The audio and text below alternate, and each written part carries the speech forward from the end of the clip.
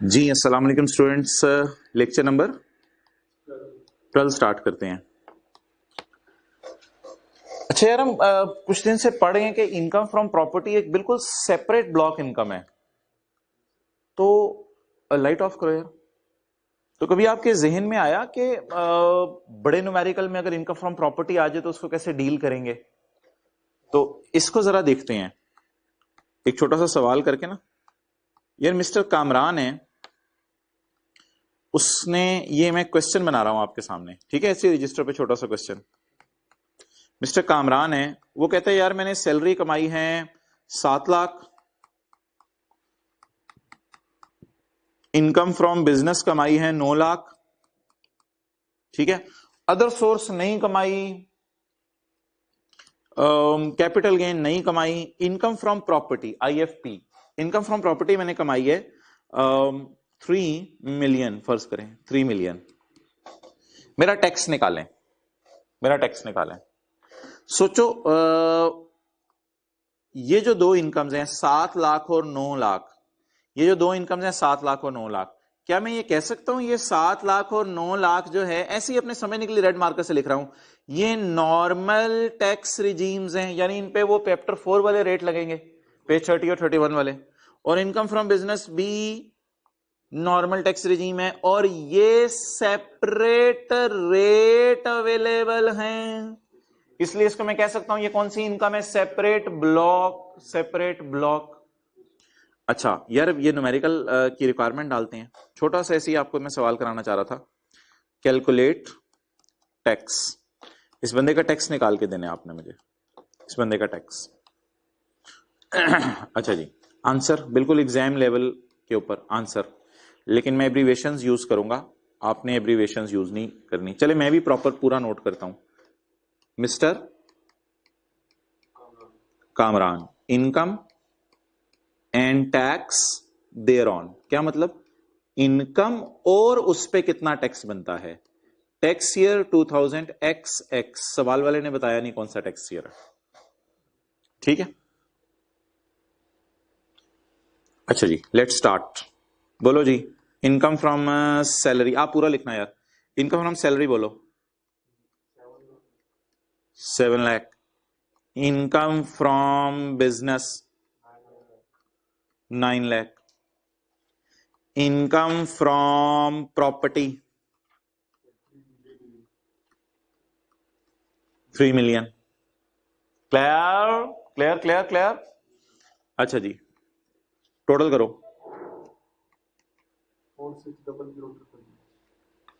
46000000।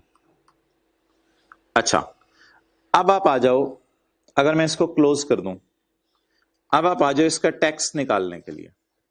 Tax निकालने के लिए आप आओ चैप्टर 4 में, चैप्टर 4।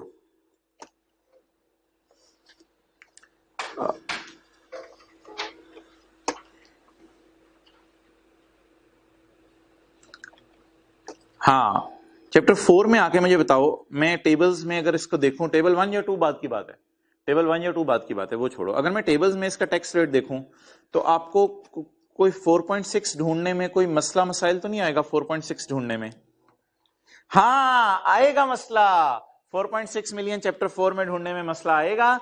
इसलिए मसला आएगा कि 4.6 को मैं इधर टेबल में जाके ढूंढ नहीं सकता, क्योंकि इसके तो अलग रेट अवेलेबल हैं। मैं अगर 4.6 पे टैक्स लगा दिया तो वो तो फिर वो चैप्टर 4 वाले रेट लग जाएंगे, और आपको पता है इसके तो अलग रेट अवेलेबल हैं। अब आप क्या करो, कोई सजेशन दो मुझे। 7 लाख और 9 लाख को अलग जमा करके लिख लें, ठीक है? ठीक है, 7 लाख और 9 लाख को अलग जमा करके लिख लो। ठीक है, ऐसा कर लो। प्रॉपर्टी को थोड़ी देर के लिए आप कह रहे इग्नोर कर दूं मैं। 7 लाख और 9 लाख कितना आ रहा है? 16 लाख। ये अच्छा, ये जाके देख सकता हूं अब मैं, ये जाके देख सकता हूं तो टेबल में। लेकिन यार आई कैप ना थोड़ा ऐसे प्रेजेंटेशन कर रहा है, जरा देखना कोई बात अजीब सी तो नहीं लगी आपको? आई कैप पता कैसे प्रेजेंटेशन कर रहा है? आई कैप कहता है यार इनकम फ्रॉम प्रॉपर्टी भी ना डाल दो इधर, खैर है कितनी? 3 मिलियन। प्रेजेंटेशन है, प्रेजेंटेशन है, कितना आया था?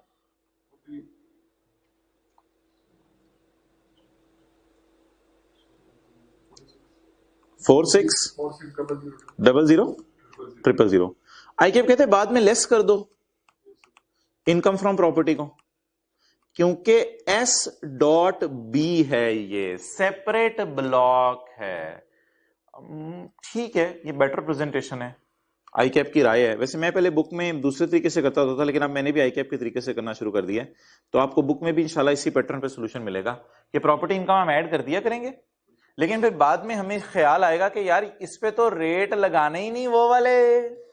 तो आप बताओ, इनकम फ्रॉम प्रॉपर्टी अगर मैं माइनस करूं 3 मिलियन की, तो मेरे ख्याल से तो मैं वहीं आके वापस खड़ा हूं कि मेरी इनकम 16000000 है।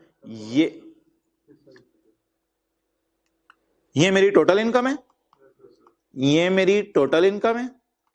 और इसमें से अब मैं, कुछ लोग इसके साथ भी टोटल इनकम लिख देते हैं, वो आप लिखना चाहें लिख दें, वो आप लिखना चाहें लिख दें 4.6 के साथ भी, लेकिन मैं इसके साथ लिख रहा हूं टोटल इनकम।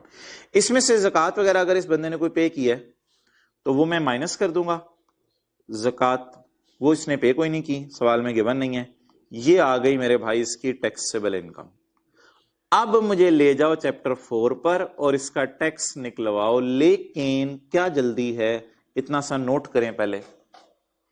समझ आया थोड़ा सा फॉर्मेट है? चले जी, क्वेश्चन नोट करें पहले।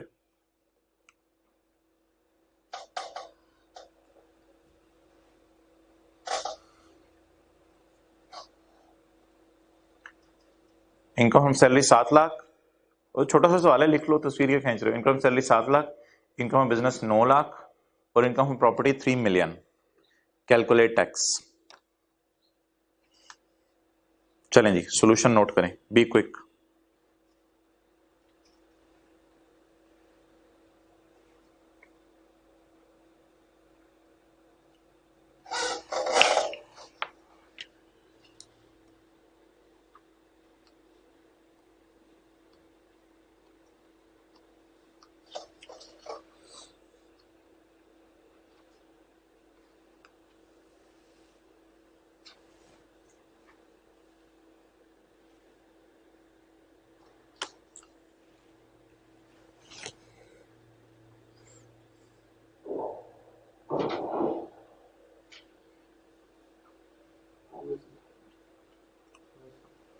हो गया नोट?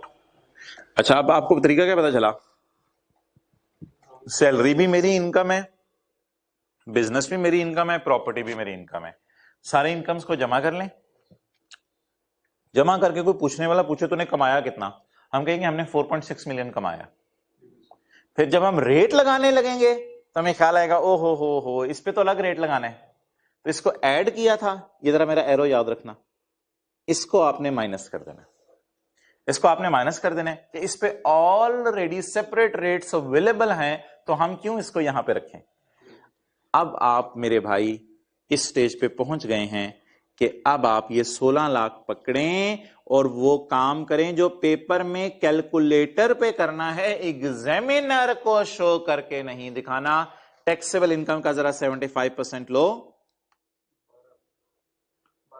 12 लाख, और इसको कंपेयर करो सैलरी से, वही पुराना तरीका, इसको कंपेयर करो सैलरी से। सैलरी क्या है, कम है, तो मुझे बता दो आप कौन सा टेबल लगेगा, टेबल 1 या 2?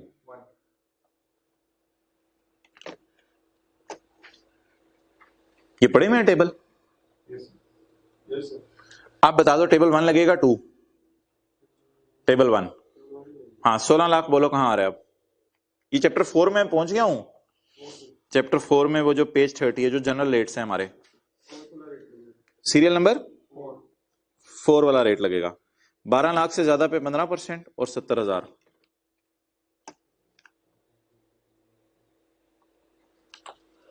तो टैक्स निकाल लेते हैं जी भाई का।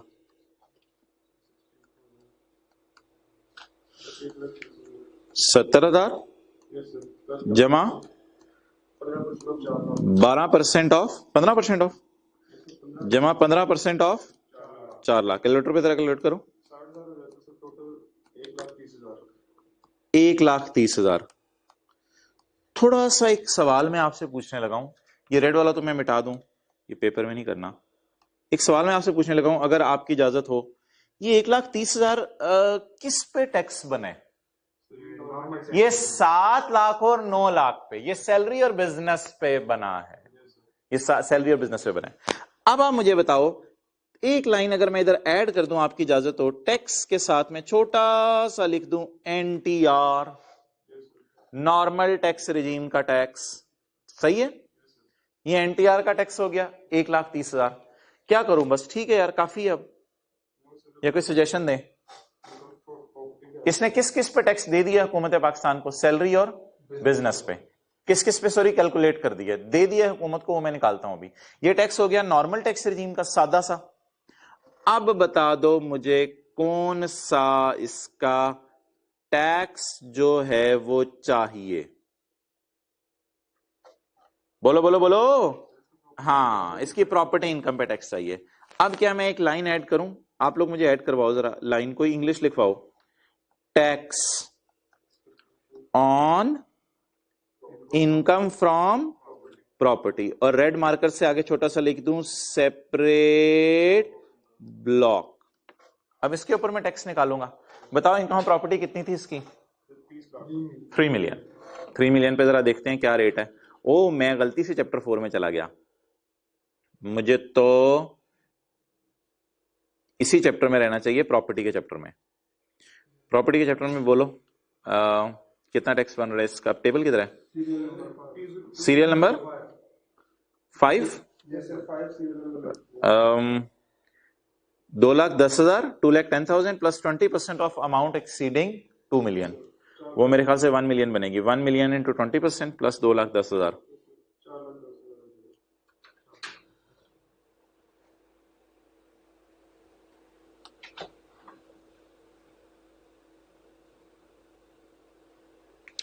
जी। पहले क्या लिखूं?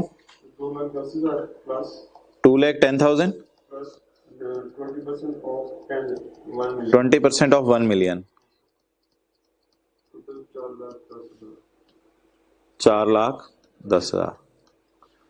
आप बता दें जी इसका टोटल टैक्स कितना बना? 5,40,000 जो इसने हुकूमत पाकिस्तान को जमा करवाने।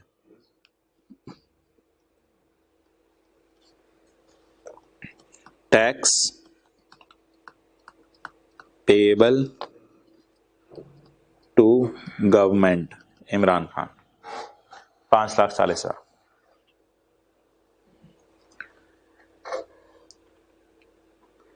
अच्छा, हमारे पास ये हाईलाइट करने की फैसिलिटी है, देखो इधर, ये जो मैं हाईलाइट कर रहा हूं, ये समझ आया?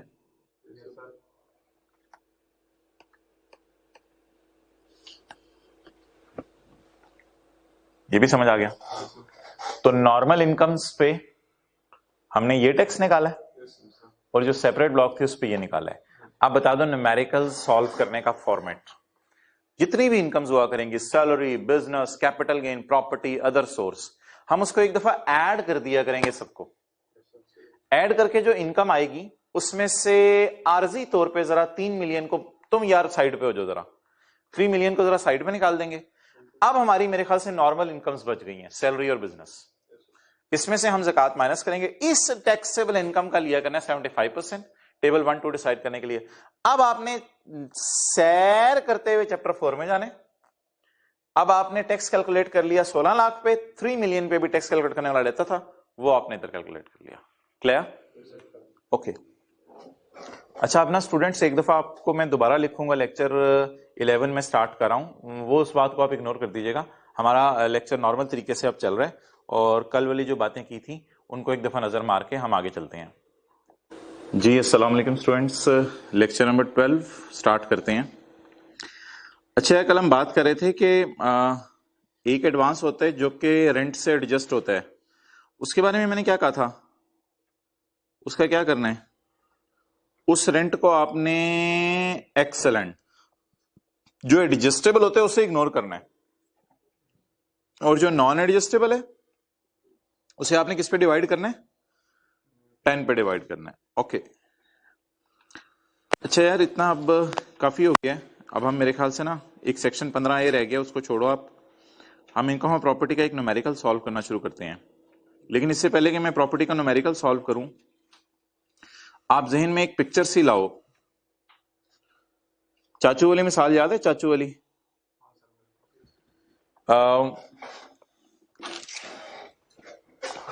आपके चाचू का हॉस्टल है, उन्होंने किराए पे दे दिया।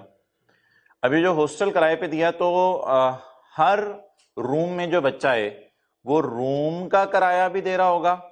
इसके अलावा चाचू जो उसको सर्विसेज दे रहे हैं उसकी मद में भी जो है वो रूम वाला बंदा पेमेंट कर रहा होगा।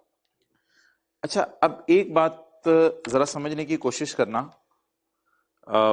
जो मैंने उससे नहीं की थी।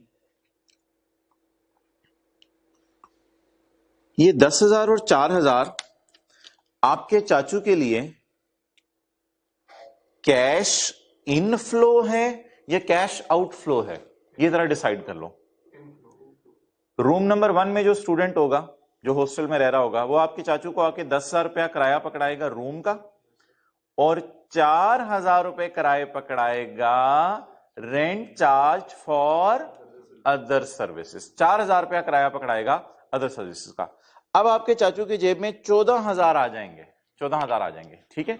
और अब ये 6 रूम से आएंगे और 6 रूम्स में हर रूम वाले से हर महीने आएंगे, तो ये तो लाखों में अमाउंट निकल जाएगी। उसकी तरफ हमें जाने की जरूरत नहीं कितनी अमाउंट बनती है, अभी हम न्यूमेरिकल करेंगे।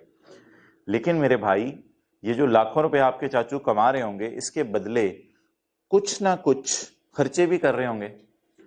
आप बताओ, अगर आपके चाचू ने उसको सिक्योरिटी गार्ड की सर्विस दी हुई है, इंटरनेट की सर्विस दी हुई है, यूटिलिटीज की सर्विस दी हुई है, तो क्या चाचू हर महीने के एंड पर सिक्योरिटी गार्ड को उसकी तनख्वाह भी देते होंगे? अब आप जो है वो जरा एक कहानी तरह जहन में ना विजुअलाइज करो।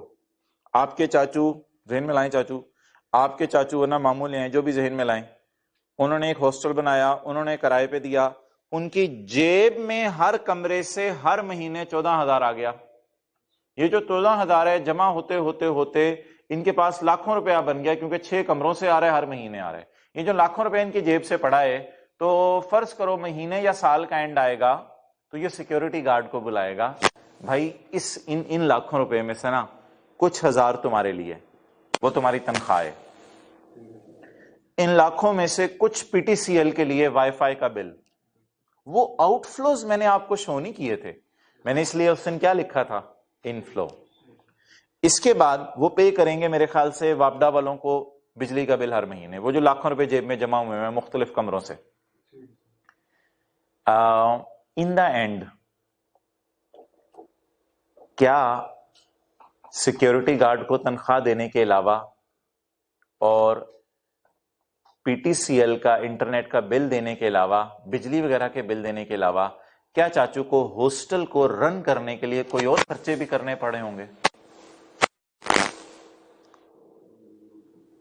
हाँ, अक्सर रूम्स में रिपेयर करनी पड़ती होगी, रूम्स की अक्सर रिपेयर करनी पड़ो, जी टूटी टूट गई, और जी फला मसला हो गया, जी वो दीवार से पानी निकल रहा है, जी वो सफेदी खराब हो गई, ये हो गया, वो हो गया। वो सारे खर्चे भी अक्सर वक्तन फवक्तन रिपेयर के नाम से करने पड़े होंगे। अच्छा, वो जो खर्चे हैं ना, ये जो अब मैंने आपको बताया है, ये खर्चा मेरे ख्याल से आपके चाचू ये 10,000 वाली इनकम कमाने के लिए कर रहे हैं। आप मेरे से एग्री करते हो या नहीं? आपके चाचू की जेब में जो 4,000 आ रहा है, उसके बदले ये सिक्योरिटी गार्ड को तनख्वाह दे रहे हैं और इंटरनेट का बिल दे रहे हैं और बिजली के बिल दे रहे हैं। लेकिन इसके बदले जो 10,000 कमा रहे हैं रूम का किराया, उसके लिए कौन कौन से खर्चे हो सकते हैं? और रूम की रिपेयर करा के दे सकते हैं चाचू अक्सर। अच्छा, कई दफा पूरे हॉस्टल की इंश्योरेंस करा लेते हैं इंश्योरेंस कंपनी से, वो भी रूम रेंट कमाने के लिए है, फिर ओवरऑल बिल्डिंग की इंश्योरेंस करवाना। और इसी तरह कभी कभी प्रॉपर्टीज अगर थोड़े से महंगे इलाके में हो ना, तो इनकम टैक्स नहीं, एक और टैक्स है जिसका नाम आजकल है प्रॉपर्टी टैक्स। अच्छे इलाके में हो तो हो सकता है कि प्रॉपर्टी पे टैक्स भी देना पड़े। कोई ऐसे प्रॉपर्टी टैक्स के, इनकम टैक्स वाले नहीं, एफबीआर वाले नहीं, प्रॉपर्टी टैक्स के दफ्तर वाले आए और आगे कहें यार बड़े जबरदस्त इलाके में प्रॉपर्टी बनाई हुई है, 6 कमरे, तूने कुछ थोड़ा प्रॉपर्टी पे अपनी टैक्स तो दे। It has nothing to do with income tax. आपको पता है पाकिस्तान में एक बंदा एक वक्त में कई टैक्स दे रहा होता है। आपको मैं सिंपल सी एक मिसाल दूं, एक बंदा कैसे, जिन लोगों के पास गाड़ियां हैं उनको ये आइडिया बड़े अच्छे तरीके से होगा कि गाड़ी के ऊपर मुख्तलिफ तरीके से वो टैक्स जमा कराते हैं। कभी कैसे, कभी गाड़ी पे मोटरवे जा रही है तो मोटरवे का टोकन टैक्स जमा कराना पड़ेगा, कभी जीटी रोड पे जा रहे हैं जीटी रोड का टोकन टैक्स जमा कराना पड़ेगा, और गाड़ी अगर आपके पास बड़ी है तो हर साल गाड़ी को जाके रिन्यू कराना पड़ता है उसका लाइसेंस। वो जो रिन्यूअल फीस होती है गाड़ी की वो भी आपको पे करनी पड़ती है। तो एक चीज पे हम कई टैक्सेस दे रहे होते हैं।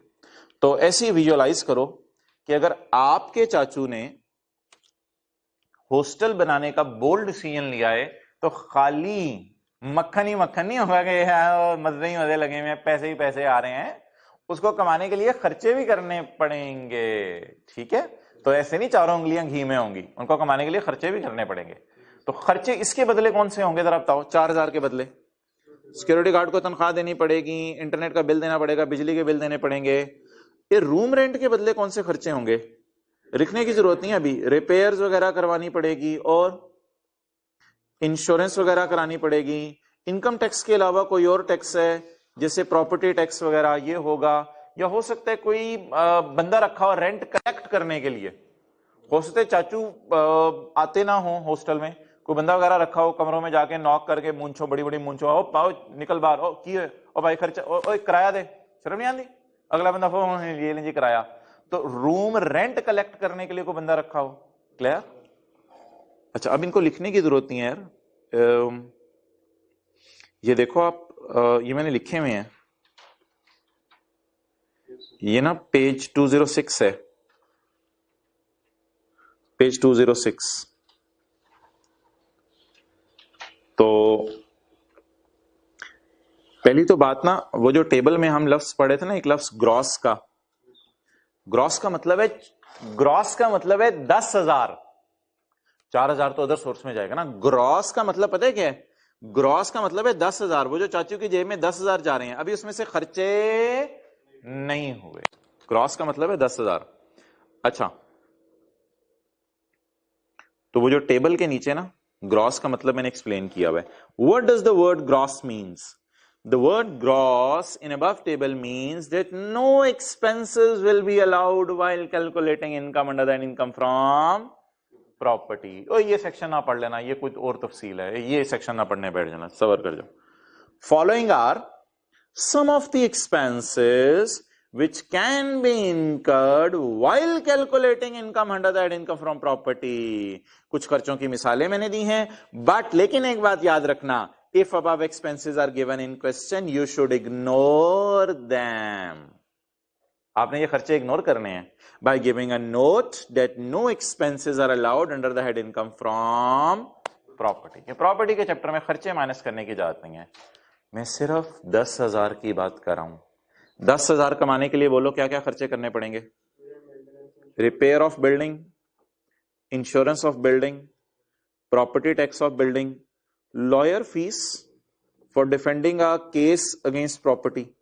हो सकता है किसी हमसाये ने कह दिया हो यार ये मेरी जमीन थी, इसने कब्जा कर लिया, आपके चाचू ने सही डॉक्यूमेंट्स लाके दिखा दिए, बात रफा दफा होगी, लॉयर ने कुछ पैसे पूसे मांगे।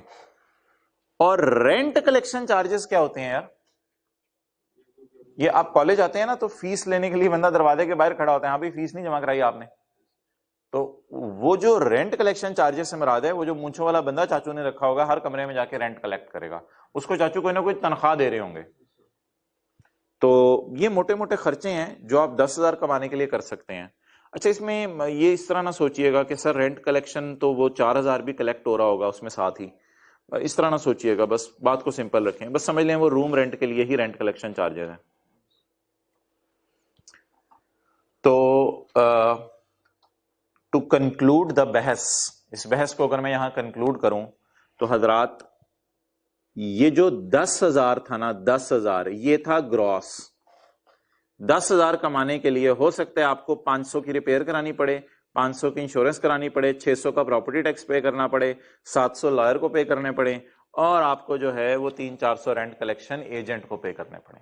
ये डिफरेंट खर्चे हैं जो आप इनका प्रॉपर्टी कमाने के लिए कर सकते हैं। अच्छा, अब इनफ्लोज अलग हो गए और आउटफ्लोज अलग हो गए। क्लियर? चलो जी, अब इसको हम एक सवाल करते हैं आज, जरा पास्ट पेपर का ना क्वेश्चन 7 है वो करते हैं। पास पेपर का क्वेश्चन 7 पढ़ो जरा, 1-2 मिनट लगाओ। एक काम यार करना, इनफ्लो के साथ इनफ्लो लिखते रहना, आउटफ्लो के साथ इनफ्लो के साथ आई, आउटफ्लो के साथ ओ लिखते रहना।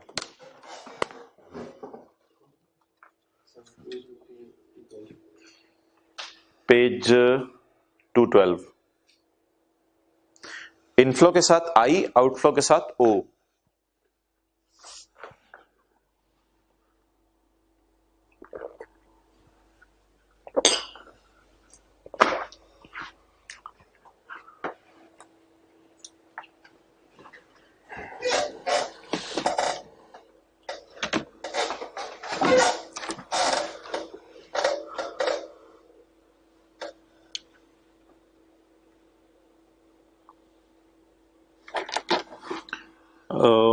यार इसको आप बेशक समझ लो अपने समझने के लिए, यकम 10/2011 ऐसी समझने के लिए, यकम 10/2011।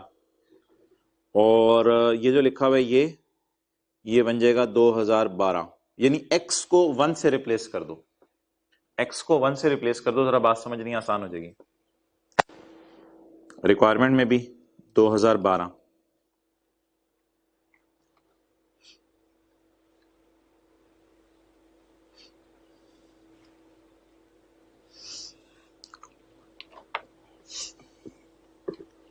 ओके,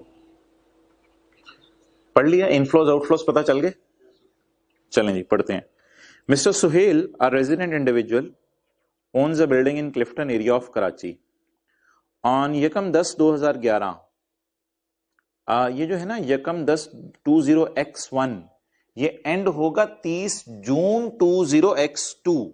या दूसरी तरह सोचो, यकम 10/2011 एंड होगा 10/10/2011, तो 10वां महीना, 11वां महीना, 12वां महीना, फिर तो अगला साल शुरू हो जाएगा जनवरी, लेकिन अगला कैलेंडर ईयर, अगला टैक्स ईयर नहीं। जनवरी, फरवरी, मार्च, अप्रैल, मई, जून, कितने महीने बनेंगे? क्या लग रहा है? 9 महीने बनेंगे हमारे साल में।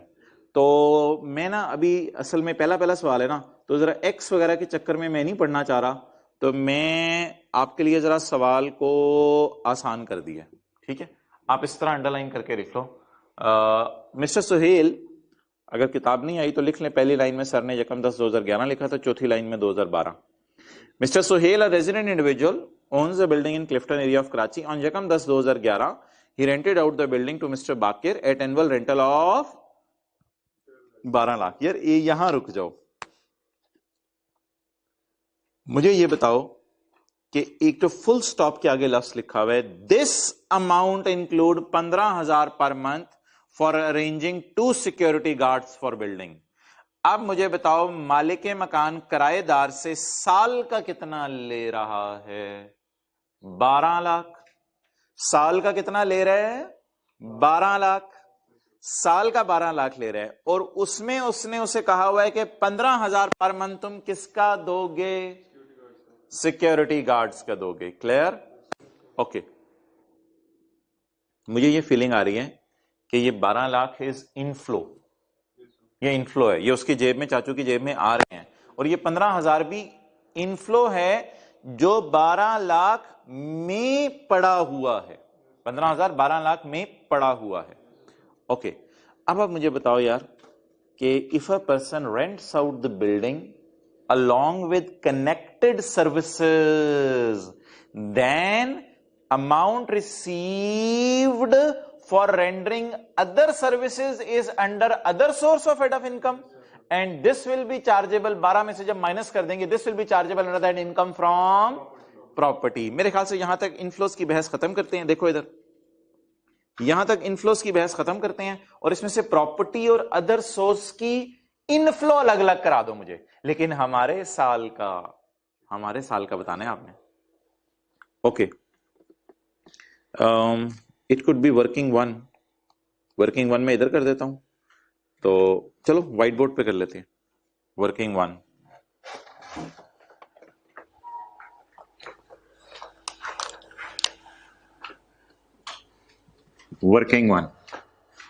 जी। टोटल कितना गिवन है आपको सवाल में? 12 लाख है। 12 लाख। हमारे साल में 9 लाख आएगा। अच्छा जी, आप मुझे ये बता दें, ये 12 लाख में से जो टैक्स ईयर 2012 से रिलेट करता है 12 लाख, अच्छा ये तो मैथमेटिक्स की बात है ना, ये कोई टैक्स की बातें तो नहीं, मैं आपको समझा रहा। 12 लाख के साथ उसने एक बड़ा मजे का लफ्ज लिखा हुआ है। क्या? 12 लाख के साथ उसने लिखा हुआ है एनुअल रेंट ऑफ 12 लाख। इसका मतलब है ये एनुअल है, तो 12 लाख इज एनुअल। तो हमें तो टैक्स ईयर 2012 में आपको पता है 9 महीने घर किराए पे रहा, तो 12 लाख अगर 12 महीने का किराया है तो हमें 9 महीने का किराया बता दो। 9 लाख।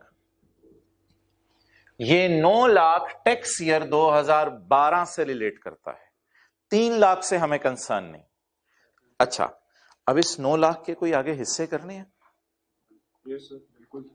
क्या, किस किस में? 15,000 पर मंथ। हाँ, इसमें कुछ कुछ अलग करना पड़ेगा। इसमें बताओ, इनकम फ्रॉम अदर सोर्स से कितना रिलेट कर रहा है और इनकम फ्रॉम प्रॉपर्टी से। पहले शायद अदर सोर्स निकाल लेते हैं, पहले अदर सोर्स निकाल लेते हैं। अदर सोर्स कैसे निकालेंगे भाई? ये ऑलरेडी 9 मंथ्स हैं, ये ऑलरेडी 9 महीने पे है, तो अगर ये 12 महीने के तो इसमें किराया भी 12 महीने का पड़ा है। अब जब ये 9 महीने का हो गया तो इसमें किराया भी 9 महीने का पड़ा है। तो अब मुझे क्या करना पड़ेगा? मैं क्या करूंगा, मैं पकड़ूंगा इनकम फ्रॉम अदर सोर्स निकालने के लिए 15,000 पर मंथ मल्टीप्लाइड बाय 9/12, नहीं मल्टीप्लाइड बाय 9, बस 15,000 को मैं 9 से मल्टीप्लाई करूंगा तो मुझे पता चल जाएगा अदर सोर्स की मद में मैंने कितना कमाया। 15,000 मल्टीप्लाइड बाय 9, 130, 35,000।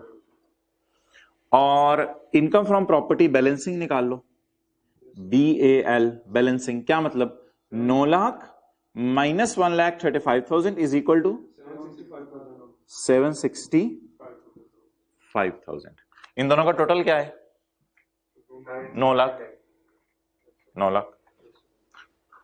अच्छा, कुछ बच्चे पता कैसे सोच रहे होंगे, देखें इधर, कुछ बच्चे ऐसे सोच रहे होंगे कि 12 लाख के पहले 2 हिस्से कर लें, 12 लाख के पहले 2 हिस्से कर लें। कैसे? वो ऐसे सोच रहे होंगे कि 15,000 को 12 से मल्टीप्लाई कर लें तो आ गया 1,80,000। अब ये साल की इनकम फ्रॉम अदर सोर्स है और ये इनकम फ्रॉम अदर सोर्स, और इधर बैलेंसिंग निकाल लो, इनकम फ्रॉम प्रॉपर्टी 10,20,000 अब आप इसको भी 9/12 कर लो, इसको भी 9/12 कर लो। 136,000,000। ना ना ना ना, 765,000 ही आएगा। 10,20,000 इंटू 9/12, 765,000 इंटू 9/12, 135। ये दोनों तरीके निकालने के जिसमें भी आप कंफर्टेबल हैं। तो जो जिसमें कंफर्टेबल है वो इस तरह नोट कर लें, मेरे ख्याल से बेहतर ये है, जैसे मर्जी कर लें आप। तो ये नोट करें, मैं समझाता हूं दोबारा, बस कैलकुलेशन मैथमेटिक्स की है, कैलकुलेशन कोई सिंपल नहीं है, कोई टेक्स्ट में नहीं पढ़ा रहा इस एडजस्टमेंट में।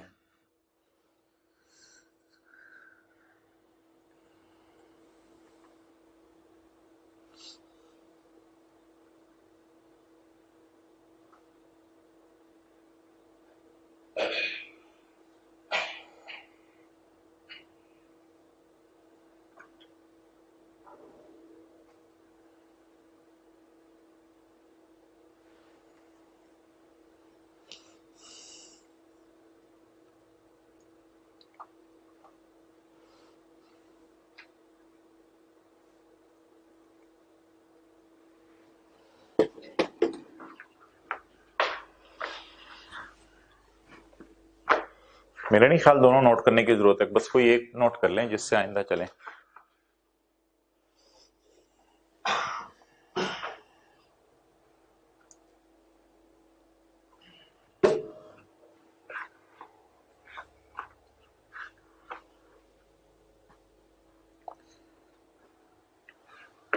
अच्छा, अब हॉस्टल वगैरह जहन से निकालो और पूरी बात समझ लो। 1/10 की तारीख थी, तो किराएदार मालिक के मकान के पास आया, उसने कहा यार मुझे ना किराए पे घर दे दो। पूरी स्टोरी सुननी है। उसने कहा अब आप ना समझो कि आप एक बिल्कुल सिंपल से ले मैन हो, आपको टैक्स आता ही नहीं। तो 1/10/2010 को 11 को 1/10/2011 को किराएदार मालिक के मकान के पास आया, यार मुझे घर किराए पे चाहिए। मालिक के मकान ने कहा यार 12 लाख किराया कर लेते हैं साल का।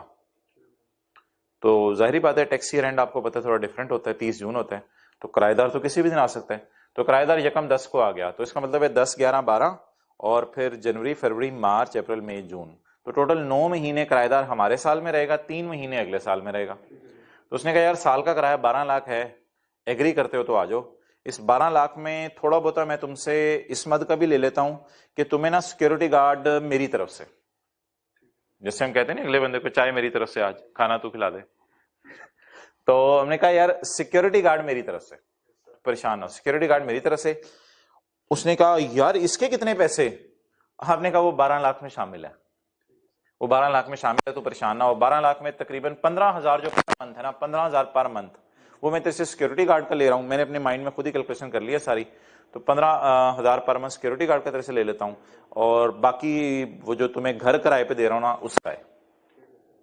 अच्छा, अब ये सोचना इसे जरूरी था, क्योंकि हमारा लॉ मेकर कहते हैं कि जब घर किराए पे दिया जाए और साथ सर्विस दी जाए, तो जो सर्विस की मद में आप अगले को चार्ज कर रहे हैं उसको आप अदर सोर्स में डालें और इसको डालें इनकम फ्रॉम प्रॉपर्टी में।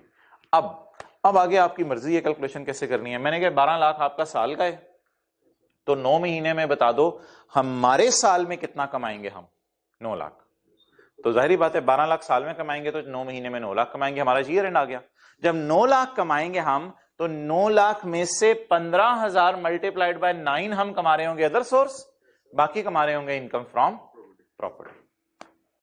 या दूसरा तरीका देखने का कि हम चाचू से इस तरह बात है, चाचू 12 लाख तो आप, अब हम चाचू को जाके कहें चाचू हमने टैक्स पढ़ना शुरू कर दिया है, चाचू 12 लाख तो आपको मिलेगा साल का, उस साल में से पहले मंथ बेस पे ना जाओ। इधर हम क्या गए थे, पहले मंथ बेस पे गए थे, फिर हेड बेस पे गए थे, हेड्स ऑफ इनकम में। उल्टा तरीका, पहले हेड बेस पे चलो, पहले हेड्स अलग कर लो, फिर मंथ अलग कर लेना। तो हमने कहा जी चाचू आपने 12 लाख कमाया है, तो 12 लाख में से जो है ना 15,000 को 12 से जरब दे के ना, साल में आप 1,80,000 कमाएंगे अदर सोर्स का, और साल में आप 10200000 कमाएंगे प्रॉपर्टी का। लेकिन उसमें से 9 महीने जो है आप अलग कर दें, वो आप इस साल इनकम में डाल लें प्रॉपर्टी में, और अदर सोर्स के भी 9 महीने इस साल इनकम में डाल लें, बाकी 3 महीने की कहानी अगले साल की है। तो ये 2 तरीके हैं जिससे भी आप कंफर्टेबल थे। अच्छा जी, यार ये तो कहानी हो गई, क्या बंदे का नाम क्या है? मिस्टर सुहेल। अब मेरे ख्याल से ये एक फॉर्मेट भी शुरू करते हैं हम बनाना। मिस्टर सुहेल, न्यूमेरिकल सॉल्व करते हैं, income and tax thereon, tax year 2002 या 2012 कर लेते हैं अभी जरा समझने के लिए, 20x2, जैसे मैंने 2012 लिखा है स्लैश डाल के समझने के लिए, 2012। ओके चलें जी, अब मैं आपके सामने जो है वो वर्किंग करने लगा हूं, वर्किंग 2 एंड वर्किंग 3।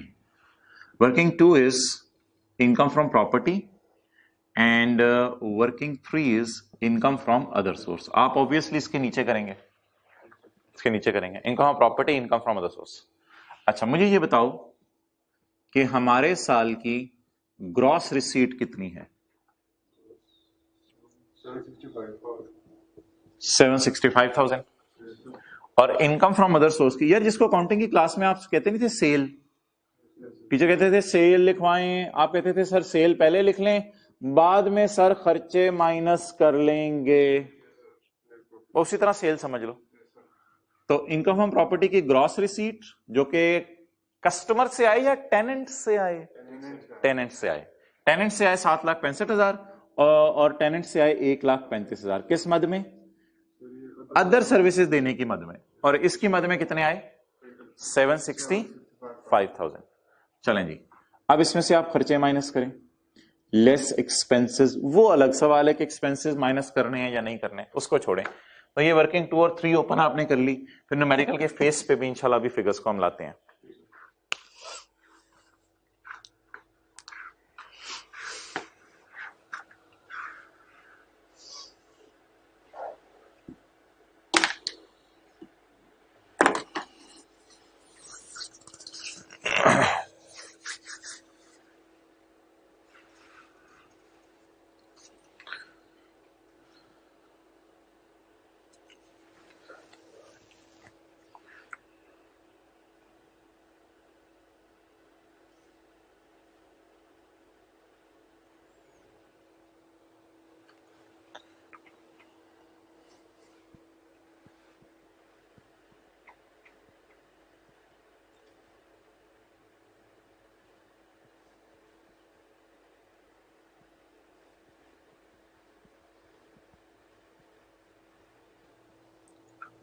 भाई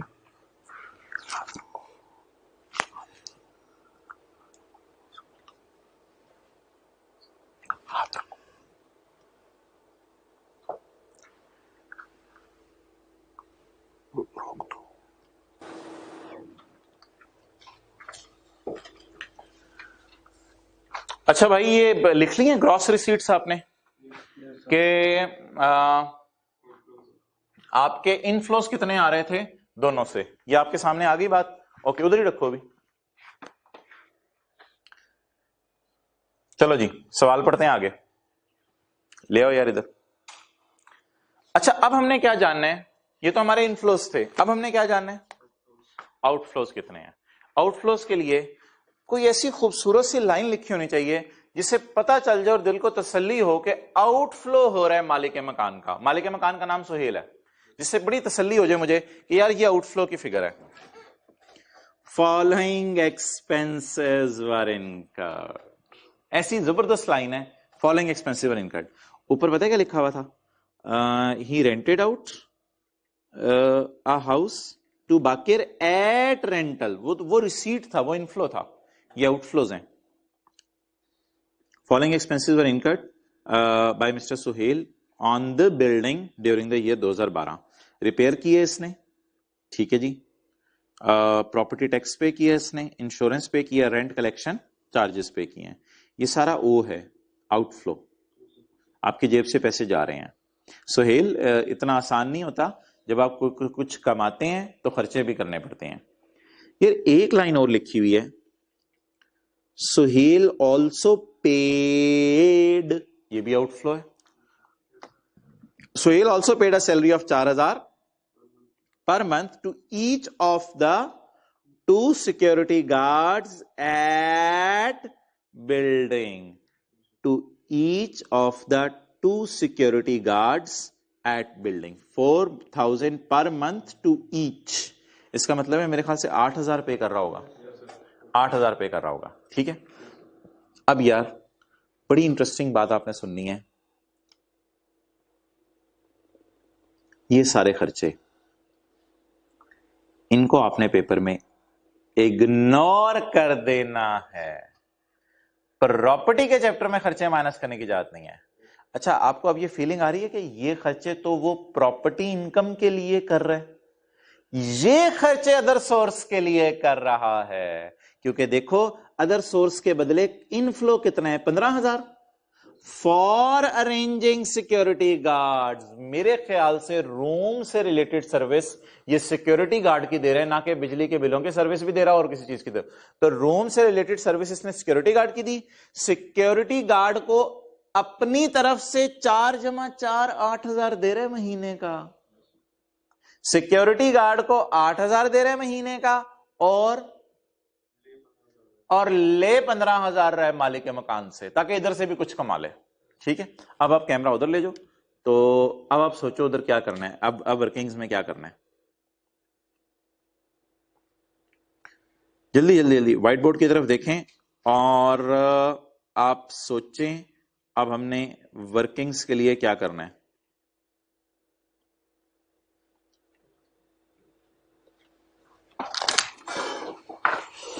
अच्छा, लेस एक्सपेंसेस। भाई कैमरा उधर करो। 35, 20, 10 और 3 इधर लाओ। 35, 20, 35,000, 20,000, 10,000 और 3,000। क्या ये मैं सही कर रहा हूं या ये मैं गलत कर रहा हूं? ये गलत कर रहा हूं क्योंकि प्रॉपर्टी के चैप्टर में खर्चे माइनस करने की इजाजत नहीं है। लेकिन एक इंटरेस्टिंग बात सुनो, अदर सोर्स का चैप्टर अभी हमने पढ़ा नहीं, लेकिन उसकी एक बात लिख लो, अदर सोर्स के चैप्टर में खर्चे माइनस करने की इजाजत होती है। अदर सोर्स के चैप्टर में खर्चे माइनस करने की इजाजत होती है। तो अदर सोर्स में हम नॉर्मली कंफर्टेबली खर्चे माइनस किया करेंगे इंशाल्लाह। अदर सोर्स की टेंशन नहीं लेनी, वो खर्चे माइनस करने की इजाजत है।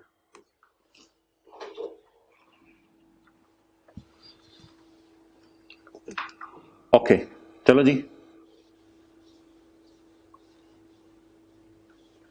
प्रॉपर्टी के चैप्टर में तो खर्चे माइनस करने की इजाजत नहीं, इसलिए देखो मैंने क्या किया, इसको डबल अंडरलाइन लगा के इस वर्किंग को क्लोज कर दिया। अगर दिल चाह रहा है समझने के लिए लिख सकते हैं, no expenses allowed in income, allowed as reduction in income from property. Income और प्रॉपर्टी में खर्चे माइनस करने की इजाजत नहीं है। इधर चलाओ जी, इधर ट्राई करो। हाँ, अदर सोर्स के चैप्टर में खर्चे माइनस करने की इजाजत है। जिस तरह अकाउंटिंग के टीचर आते थे ना, sale minus expenses, gross receipt less expenses.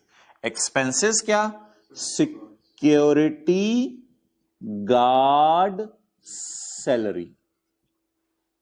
तो 15,000 रुपए हम किराएदार से ले रहे हैं, इधर ये 15,000 हम किराएदार से ले रहे हैं और सिक्योरिटी गार्ड की सर्विस मुहैया करके, और 4 जमा 4,000 सिक्योरिटी गार्ड्स को दे रहे हैं। So he also paid a salary of 4,000, O से मतलब outflow, per month to each of the 2 security guards at the building. ले जी, सिक्योरिटी गार्ड सैलरी 2,000, 4,000 है, 4,000 है एक सिक्योरिटी गार्ड की 1 महीने की तनख्वाह। 2 से मल्टीप्लाई कर देंगे, जो 2 सिक्योरिटी गार्ड्स की 1 महीने की तनख्वाह 8,000 बन जाएगी। लेकिन मेरे साल में 9 महीने सिक्योरिटी गार्ड ने सर्विस दी होगी, तो इसलिए 4,000 पर मंथ था ना जी। 63,000 इनकम 72 हो जाएगी जी। बताएं। इनकम 72,000। 72,000। सर वैसे ये क्या हो रहा है सर? इधर देखो, इतने ज्यादा खर्च 70, इधर लाओ, ये कितने? 8,000 ज़रब 9, 8 9 बार कितना आ रहा है? 72 आएगा। 8 9 बार 72, और ये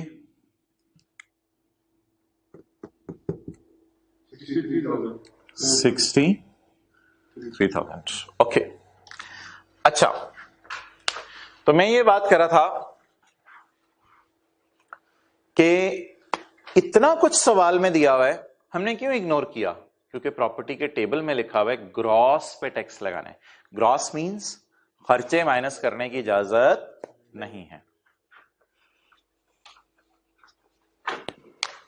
चलें जी। अच्छा, वो सुबह सुबह जो मैंने सवाल कराया था, वो पैटर्न याद है न्यूमेरिकल का?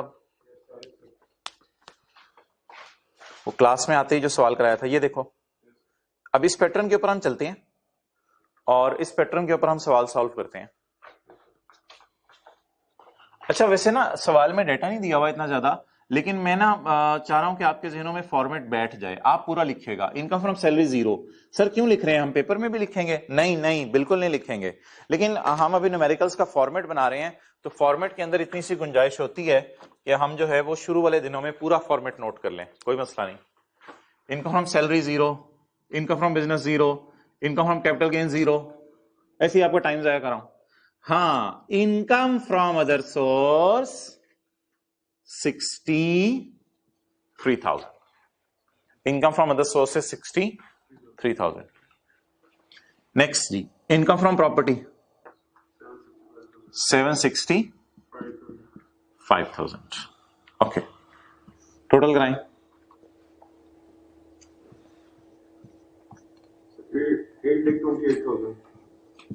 8,28,000। 8,28,000।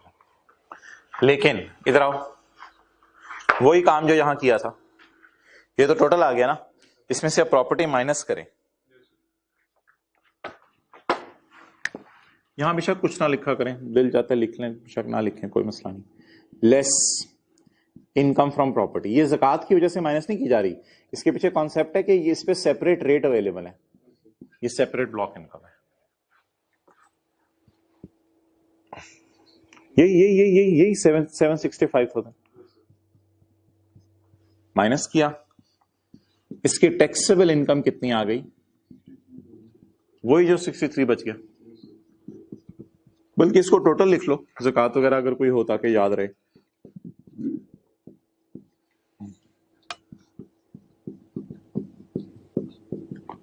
लेस ज़कात 0, ये आ गई इसकी taxable income 63,000। Okay, taxable income पे आपने रेट लगाने के लिए क्या करना है, वही काम करना है जो मैंने करवाया था। अब आप रेड मार्कर से पकड़ के यहां लिखेंगे मल्टीप्लाइड बाय 75%, मल्टीप्लाइड बाय 75%। जी, वो मुझे पता है, मल्टीप्लाइड बाय 75%। 47,250। इधर आ जाएं, सैलरी इससे क्या है, कम है। तो कुछ बच्चे अक्सर सवाल पूछते हैं, सर सैलरी 0 हो तो क्या करेंगे, बस 0 लिख लें, बस यहां चेक कर लें, कम ही आएगी फिर। अब टेबल 1 लगेगा, तो अब आप जाएं, इधर ना मेरी हेडिंग जरूर लिखना आपने, tax, normal tax regime, table 1, book का पेज नंबर 30। जी, पेज 30 पे आते हैं चैप्टर 4 में।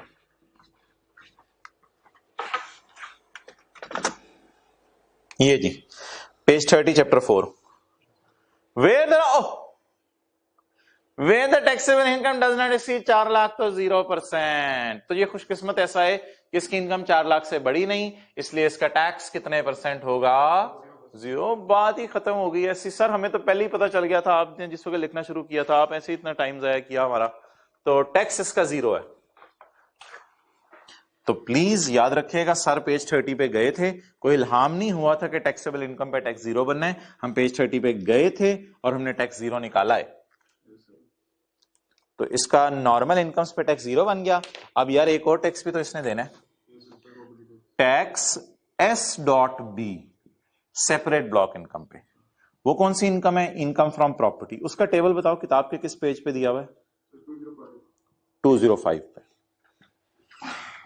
7,65,000 पे टैक्स हमने निकालना है।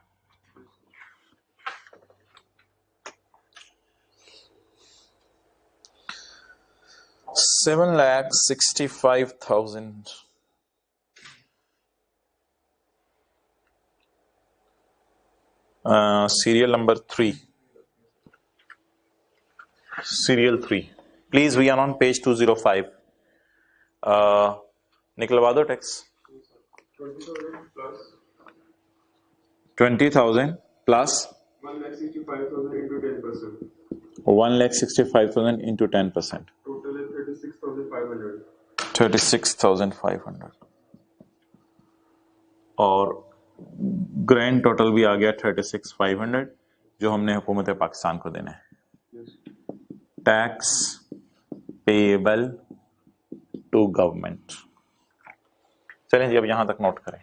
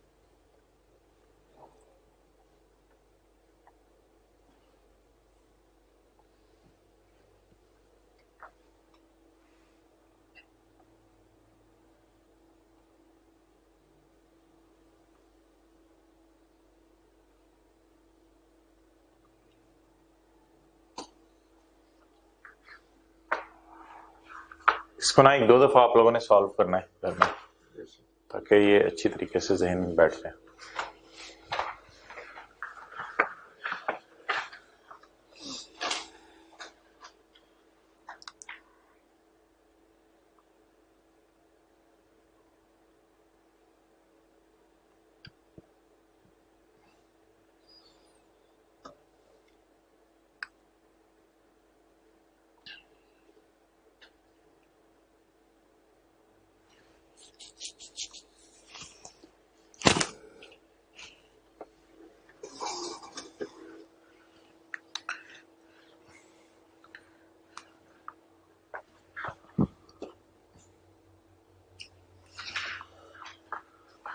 पेन किधर है?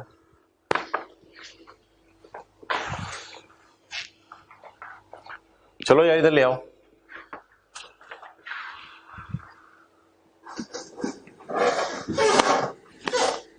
ये किस पेज पे था न्यूमेरिकल जो हम कर रहे थे? 2:12। अच्छा यार ये ना एक और सवाल कर लोगे? आओ जरा पेज 204 पे, चैप्टर का पहला सफा, एग्जाम्पल 1। ये भी होमवर्क है आज का। इसमें ना इनफ्लो आउटफ्लो मुझे अलग अलग बताते रहना।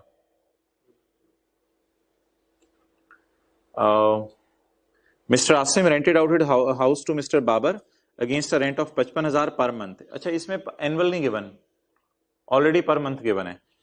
As per the terms 5,000 is charge against rendering of utility and sweeper service.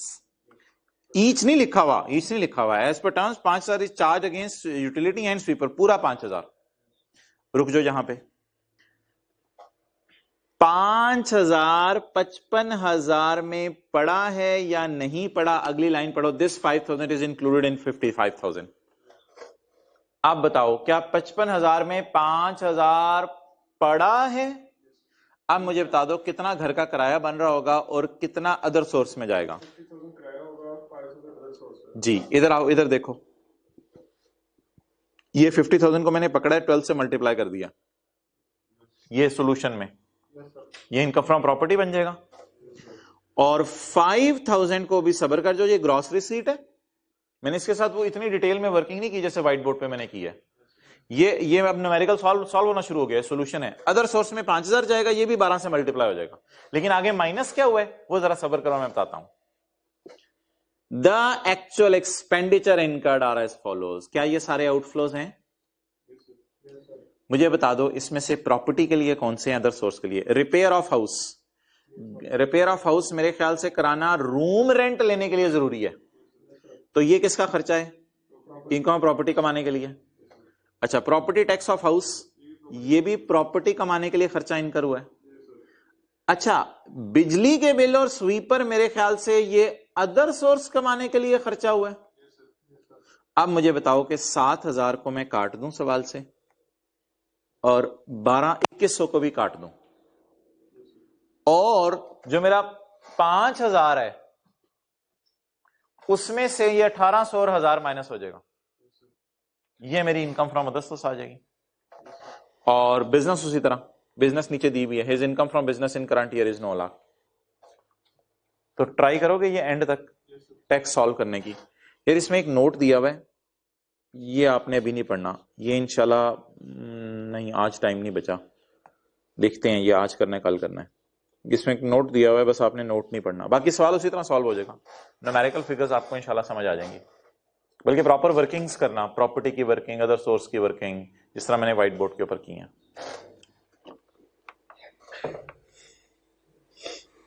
अच्छा जी,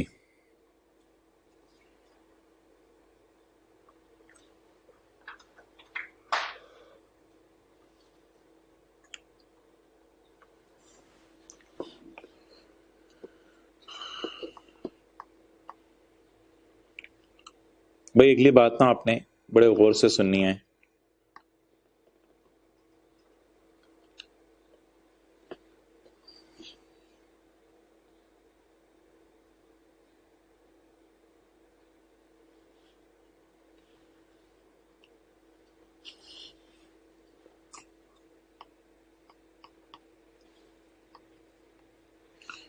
इनकम फ्रॉम प्रॉपर्टी सबसे मजे का चैप्टर है। इनकम फ्रॉम प्रॉपर्टी जो हमारे सिलेबस में है, सबसे मजे का चैप्टर है। क्यों? इसमें ना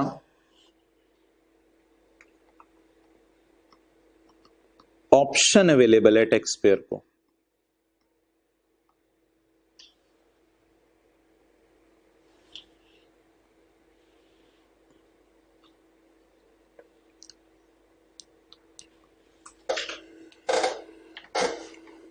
रूल सुन लो पहले। Rule,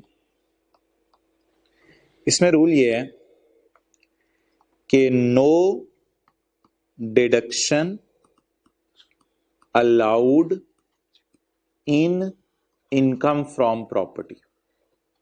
no deduction allowed in income from property. Income from property में खर्चे माइनस करने की इजाजत नहीं है, क्योंकि जो उसका टेबल है उसमें लिखा हुआ है कि ये क्या है, ग्रॉस अमाउंट पे टैक्स लगना है। इस बात का मतलब क्या है? रूल क्या है? मीन्स इट इज, कौन सी इनकम बोलो? Separate block income. Separate block income है ये, सेपरेट ब्लॉक इनकम है। सेपरेट ब्लॉक का मतलब ही ये कि इस पे खर्चे माइनस नहीं करेंगे तो आप फिर ग्रॉस पे रेट लगाएंगे। ये रूल्स है कि खर्चे अलाउ माइनस करने की इजाजत नहीं है। और दूसरा रूल ये है कि it is separate block income. दूसरा रूल है it is separate block income. ये इनकम प्रॉपर्टी के लिए जरा रूल लिखो।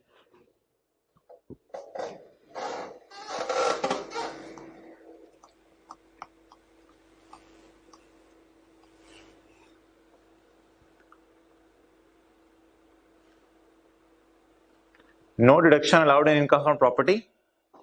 And number 2, it is separate block income. Note. However, if taxpayer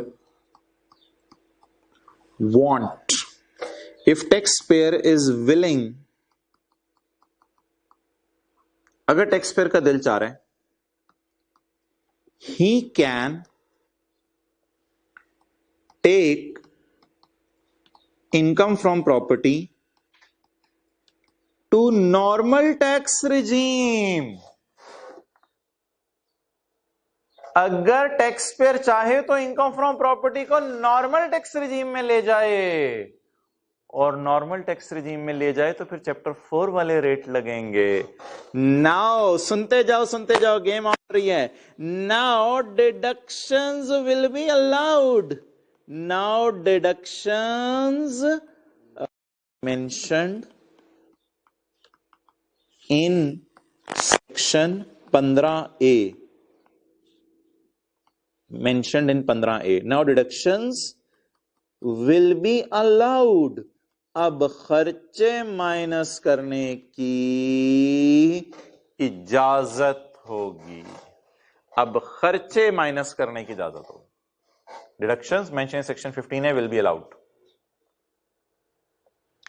हर साल कर सकते हैं, ये एक दफा कर तो सारा साल? ये आप हर साल, मर्जी आपकी, जिस मर्जी में करो, हर साल आप चेंज कर सकते हो, तो जहां मर्जी रहो आप, कि जो आपको अच्छा लग रहा है टैक्स निकालने में।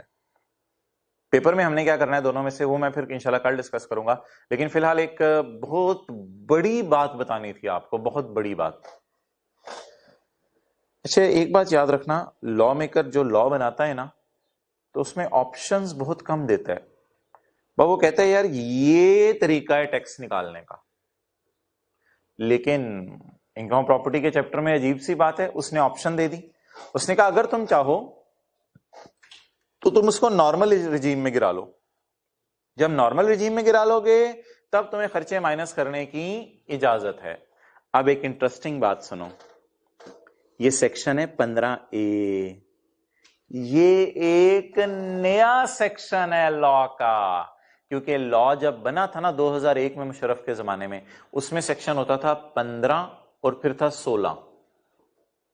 तो जब ओरिजिनली लॉ बना था ना तो प्रॉपर्टी में खर्चे माइनस करने की इजाजत नहीं थी। फिर लोगों ने बड़ा रोला डाला। असल में लोग कई दफा कहते हैं यार हमें खर्चे माइनस करने दो, नॉर्मल में गिरा दो। कुछ लोगों को फायदा होता था इसमें, कुछ लोगों को नुकसान होता था इसमें। तो लोगों ने हुकूमत से रिक्वेस्ट की यार हमें ऑप्शन दे दो, तो हुकूमत ने ना ये 15A ऑप्शन दे दिया। तो सेक्शन 15A में हुकूमत ने आगे बढ़ के कहा यार अगर आपका दिल चाहे तो आप खर्चे माइनस कर लो, कोई मसला नहीं। अब वो न्यूमेरिकल कैसे सॉल्व होगा वो इंशाल्लाह मैं आपको, मेरा ख्याल है यही वाला कल दोबारा सॉल्व करा दूंगा, यही वाला कल दोबारा सॉल्व करा दूंगा। किस तरह कराऊंगा जरा थोड़ा सा मुझे गाइड करो, किस तरह कराऊंगा। ग्रॉस रिसीट में से मैं इंशाल्लाह कल क्या माइनस करूंगा, खर्चे। जब खर्चे माइनस करूंगा तो यहां इनकम आ जाएगी, फिर उस इनकम को मैं इधर लिखूंगा, लेकिन फिर माइनस दोबारा नहीं करनी पड़ेगी प्रॉपर्टी इनकम, वो तो नॉर्मल। फिर टेबल भी 2 दफा नहीं खोलना पड़ेगा, पेज 30 पेज 205 देखना। कल आप आओगे ना तो यहां पे मेरे ख्याल से सब खत्म हो जाएगा, क्योंकि प्रॉपर्टी सेपरेट है ही नहीं। तो सिर्फ पेज 205 हमें खोलना पड़ेगा, और पेज 205 खोल के यही सवाल इंशाल्लाह मैं कराऊंगा, तो इसी सवाल से वो कॉन्सेप्ट समझ आ जाएगा। अब जाते जाते एक बात बता दो, जनरल रूल क्या है। अगर सवाल साइलेंट हो, सवाल वाले ने कुछ भी ना कहा हो और पेपर में आपको सवाल आ जाए इनकम फ्रॉम प्रॉपर्टी के चैप्टर का, तो जनरल रूल क्या है, GEN लिख लो, general rule, GENERAL। General rule क्या है, no deductions allowed in income from property, it is separate block income. Separate block income का क्या मतलब है, कौन से वाले रेट लगेंगे, पेज 205 वाले रेट लगेंगे। लेकिन एक धमाका ऑफर है, ये धमाका ऑफर ना पिछले साल आई है। आप बिल्कुल 6 महीने से पहले जो बच्चे पढ़े हुए ना उनसे अगर पूछो ना तो वो कहेंगे यार ये क्या बात कर रहे हो, पागल हो गए, प्रॉपर्टी में खर्चे माइनस, हमें तो नहीं पता, हमें तो नहीं सर ने बताया था। तो ये तकरीबन कुछ 6 महीने पहले ये ऑप्शन आई है, लॉ के अंदर हमारे सिलेबस में है कि यार अब आप खर्चे भी माइनस कर सकते हो। तो लेकिन ये ऑप्शन है ना, तो मैंने सवाल किससे सॉल्व कराया अभी, जनरल रूल से, ठीक है। However if the tax payer is willing, अगर टैक्स पेयर का दिल चाहे, he can take income property to normal tax regime. Now deductions will be allowed. आप सेक्शन 15A की पहली लाइन पढ़ लें, सेक्शन 15A की पहली लाइन, ये अभी अभी सेक्शन आया कुछ अर्सा पहले, सेक्शन 15A, पेज कौन सा है, 206। An option is now available, an option is now available, पहले नहीं थी। An option is now available to all individuals, all AOPs to opt, अगर वो चाहें। सर आपने तो हमें नहीं ऐसे कराए थे खर्चे माइनस, भाई मैंने नहीं कराया ना, जनरल रूल तो ये है खर्चे माइनस ना करो। But an option is now available to all individuals to opt. Opt का क्या मतलब होता है, इस ऑप्शन की तरफ चले जाएं, to opt for taxation of income from property under normal regime by claiming खर्चे, फिर उनको खर्चे माइनस करने की इजाजत है। इन खर्चों की लिस्ट कल मैं पढ़ाऊंगा। Following deductions shall be allowed under that income from property, ठीक है। लेकिन प्लीज वो मेरी बात याद रखना, ऊपर वाला जो डब्बा था, अगर सेपरेट ब्लॉक है तो खर्चे माइनस करने की इजाजत नहीं है, लेकिन अगर आप ऑप्ट कर लेते हैं नॉर्मल टैक्स रिजीम में, फिर खर्चे माइनस करने की इजाजत है। कब कैसे करना है ये इंशाल्लाह आपको बताया जाएगा, ठीक है जी। क्लोज करें।